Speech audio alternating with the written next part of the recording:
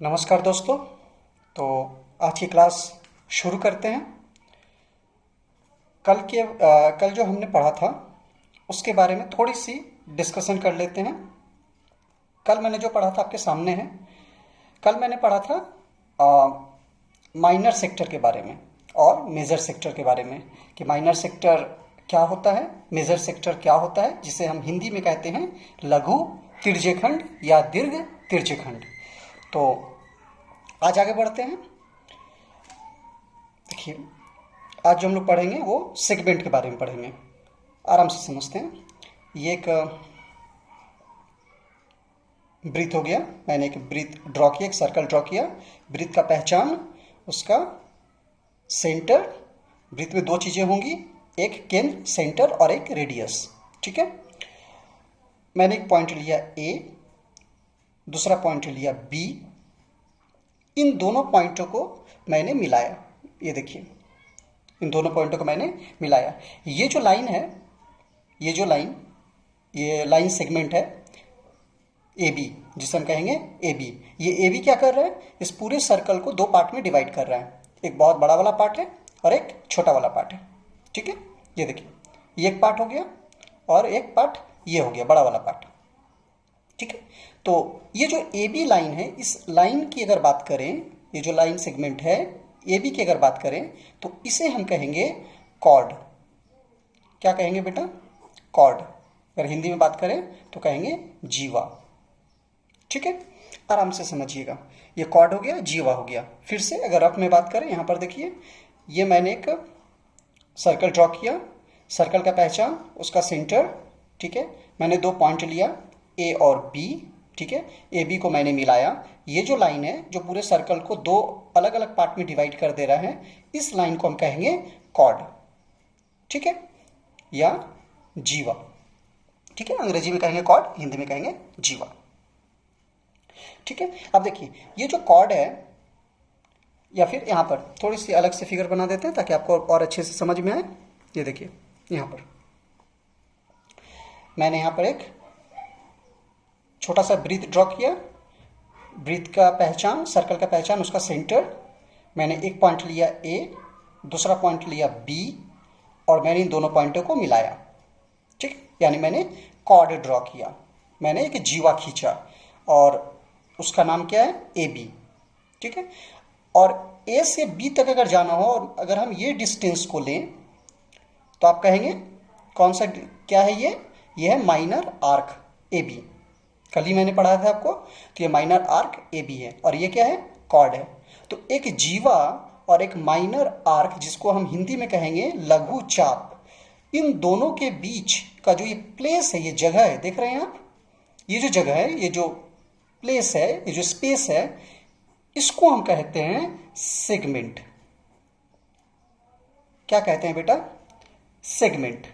ठीक है। ठीक उसी तरह से ये हो गया कॉर्ड, जीवा हो गया, और ये एक मेजर आर्क हो गया, है ना, दीर्घ चाप। और इसके बीच में भी एक स्पेस है, ये वाला स्पेस बहुत बड़ा स्पेस है। इस स्पेस को भी हम क्या कहते हैं, ये जो जगह है इसको भी हम कहेंगे सेगमेंट। इस पार्ट को भी हम क्या कहेंगे? सेगमेंट। सेगमेंट को हिंदी में बोलते हैं वृत्तखंड। क्या बोलते हैं बेटा? वृत्तखंड। लेकिन इन दोनों में फर्क क्या है? चूंकि ये माइनर आर्क से मिलकर बना है तो इसको हम कहेंगे माइनर सेगमेंट। ठीक है। और ये चूंकि मेजर आर्क से मिलकर बना है तो इसे हम कहेंगे मेजर सेगमेंट। ठीक है ना? समझ रहे आप मेरी बात? तो ये हो गया वृत्तखंड। अच्छे से समझिए। आप पॉज कर सकते हैं, रिवाइंड कीजिए और फिर से एक बार इसको सुन लीजिए। ये बहुत जरूरी है, बहुत इंपॉर्टेंट है। तो एक हो गया माइनर सेगमेंट, एक हो गया मेजर सेगमेंट। तो जैसे यहां पर अगर बात करें, सेक्टर बनाने के लिए मुझे क्या चाहिए था? सेक्टर बनाने के लिए हमें चाहिए था दो रेडियस और एक आर्क। अगर माइनर आर्क हुआ तो माइनर सेक्टर बनेगा, और अगर मेजर आर्क हुआ तो मेजर सेक्टर बनेगा। ठीक उसी तरह से यहां पर क्या चाहिए हमको? सेगमेंट बनाने के लिए वन आर्क चाहिए और वन कॉर्ड चाहिए, है ना, एक जीवा चाहिए और एक चाप चाहिए। अगर माइनर आर्क है तो बनेगा माइनर सेगमेंट, और अगर मेजर आर्क है तो बनेगा मेजर सेगमेंट। दोनों में डिफरेंस क्या है? आर्क तो दोनों में लगेगा, लेकिन दोनों में डिफरेंस क्या है, इसमें जो है इसमें हमको इस्तेमाल करना है रेडियस का, और जो सेगमेंट है उसमें इस्तेमाल होगा कॉर्ड का। ठीक है ना।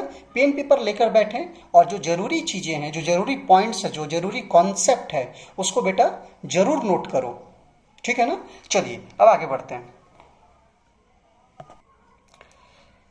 ठीक है, अब देखिए, अब हम तीन फिगर ड्रॉ करेंगे, तीनों को बहुत ध्यान से देखिएगा।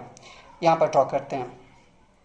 ये देखिए, ये एक ब्रीथ है। ठीक है, मान लीजिए एक ब्रीथ है, और ब्रीथ का पहचान होता है उसका सेंटर, मैंने सेंटर दे दिया। ठीक है, अगर मैं यहाँ पर एक लाइन खींचूं इस तरह से, जो ब्रीथ को दो अलग अलग पार्ट में डिवाइड कर दे, ये क्या हो जाएगा, कॉर्ड। ठीक है, दूसरी तरफ अगर मैं यहाँ पर एक डायग्राम खींचूं, ये देखिए, ये भी मैंने एक ब्रीथ ड्रॉ किया, ब्रीथ का पहचान, उसका सेंटर, और मैंने एक लाइन खींचा जो इस तरह से है। ये क्या हो गया, ये भी ब्रीथ को डिवाइड कर रहा है, बट ये ब्रीथ को क्रॉस कर जा रहा है। ठीक है, ये लाइन इस तरह से भी हो सकता है, ये देखिए। ठीक, अब तीसरा पार्ट को अगर देखा जाए तो यहाँ पे देखिए, मैंने एक ब्रीथ ड्रॉ किया, ब्रीथ का पहचान, उसका सेंटर। ठीक है, और इस बार जो मैं लाइन ड्रॉ करूंगा ये इसको टच करेगा। अब देखिए, ये है क्या, ये एक्चुअली लाइन और सर्कल के बीच का रिलेशन है, relation between line and circle. ठीक है ना, ब्रीथ और रेखा के बीच संबंध।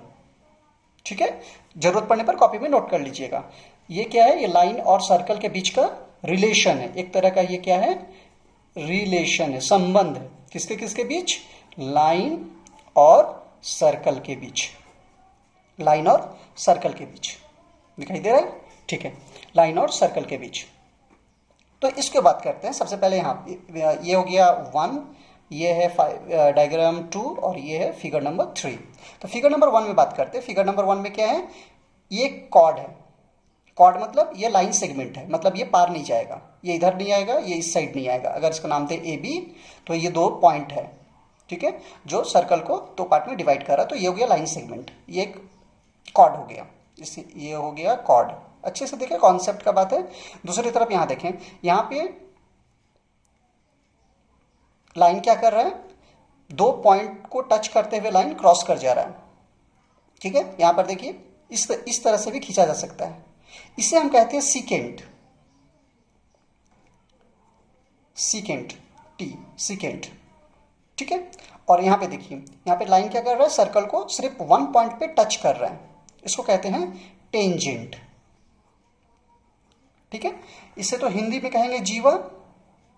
ठीक है, इसे कहते हैं प्रतिच्छेदी रेखाएं,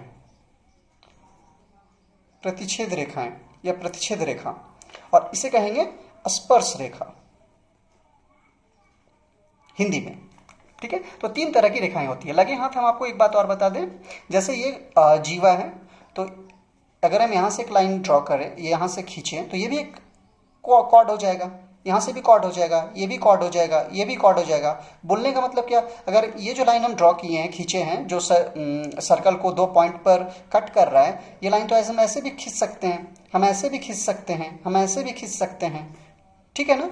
अगर इसकी बात की जाए, स्पर्श रेखा की बात की जाए, टेंजेंट की बात की जाए, तो ये लाइन तो ऐसे भी टच होके जा सकता है, यहाँ से भी टच होके जा सकता है, यहाँ से भी टच होके जा सकता है ना, ऐसे भी टच होकर के जा सकता है।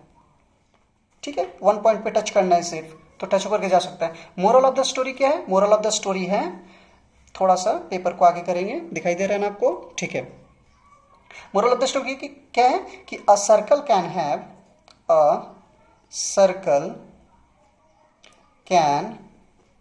हैव इनफाइनाइट chords, इनफाइनाइट क्या बेटा, chords, secant एंड टेंजेंट। मतलब क्या, ये पॉइंट को ध्यान में रखें कि एक सर्कल में हम जितनी मर्जी, जितना चाहें उतना जीवा खींच सकते हैं, प्रतिच्छेदी रेखाएं खींच सकते हैं, एंड स्पर्श रेखा खींच सकते हैं, कोई इसका लिमिट नहीं होगा। अंग्रेजी में अगर जवाब देंगे तो हम कहेंगे इनफाइनाइट। ठीक है ना। चलिए, क्लियर हो गया बात। अगर नहीं समझ में आया हो तो रिवाइंड करके थोड़ा फिर से एक बार देख लीजिएगा। ठीक है, ठीक है। देखिए, अब अगले स्टेप में चलते हैं। ये हमारा एक ब्रीथ हो गया। ब्रीथ का पहचान सेंटर, और अगर हम यहाँ पर एक लाइन सेगमेंट ड्रॉ करें, लाइन सेगमेंट खींचें, पॉइंट दें ए और बी, तो ये क्या हो जाएगा, कॉर्ड, जीवा। ठीक है, अगर थोड़ी सी ऊपर जाएं तो दूसरा कॉर्ड, ये भी एक कॉर्ड हो जाएगा, इसके ऊपर में ये भी एक कॉर्ड होगा और ये भी एक कॉर्ड होगा। इस कॉर्ड की अगर बात किया जाए तो देख सकते हैं आप कि ये जो लाइन है वो सेंटर से होकर क्रॉस कर रहा है, और ये जो होगा वो ब्रीथ का सबसे बड़ा लाइन होगा, मतलब बड़ा लाइन सेगमेंट होगा।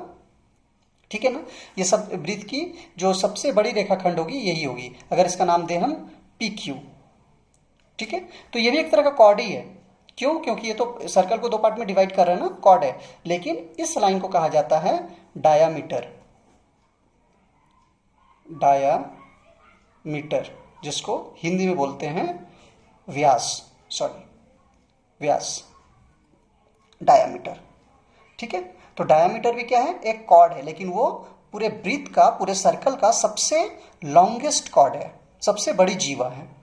ठीक है ना, तो हम लिख सकते हैं डायामीटर, डायामीटर इज द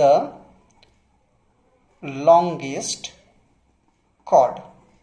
ठीक है, diameter is the longest chord, मतलब ये जो जीवा व्यास है, व्यास जो है वो सबसे बड़ी जीवा होती है। ब्रीथ की सबसे बड़ी क्या होती है बेटा, जीवा होती है, सबसे बड़ी जीवा होती है।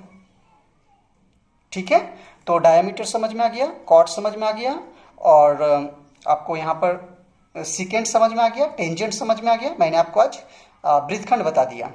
ठीक है, तो ये जितने सारे कॉन्सेप्ट है इसको आप अच्छे से देख लें, समझ लें, और कॉपी में ज़रूरत पड़ने पर नोट भी कर लें, इसे भूलें नहीं, क्योंकि जितना ज़्यादा क्लियर आपका कॉन्सेप्ट होगा उतना ही अच्छे से आप मैथमेटिक्स को सॉल्व कर पाइएगा। ठीक है, उतना ही मैथमेटिक्स आपको डर कम लगेगा और बड़ा मज़ा आएगा आपको। ठीक है, तो ये सारी चीज़ें नोट कर लें। चलो।